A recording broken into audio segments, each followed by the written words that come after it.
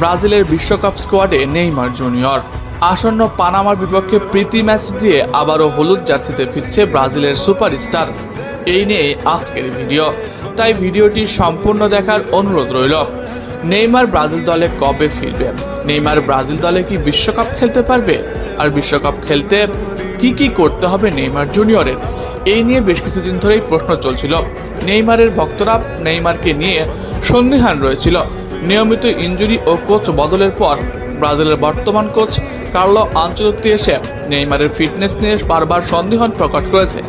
আর এতে করে নেইমার ক্লাবের হয়ে খেলতে পারলেও ব্রাজিল দলের হয়ে খেলতে পারছিল না। কারণ মূলত একটাই, নেইমার নাকি ফিট নয়, নেইমারকে ব্রাজিল দলে নেওয়ার জন্য উপযুক্ত নয়। অথচ ক্লাবের হয়ে নিয়মিত মাঠে খেলছেন নেইমার জুনিয়র এবং গোল করছেন এবং সতীর্থদের দিয়ে গোল করিয়ে ম্যাচ জেতাচ্ছেন। তবে নেইমার জুনিয়রকে ব্রাজিল দলে নিচ্ছেন না কার্লো আনচেলত্তি। ইতিমধ্যে ব্রাজিলের বিশ্বকাপ স্কোয়াড নিয়ে গুঞ্জন শুরু হয়ে গিয়েছিল যে চূড়ান্ত দলে 24 জন খেলোয়াড় নিশ্চিত হয়ে গেছে। আর 2 জনের মধ্যে কি থাকবে নেইমার জুনিয়র? মূলত ব্রাজিল জাতীয় দলের 26 জনের বিশ্বকাপ স্কোয়াড থেকে কার্লো আনচেলত্তি ইতিমধ্যে 24 জনের নাম প্রকাশ করে ফেলেছে।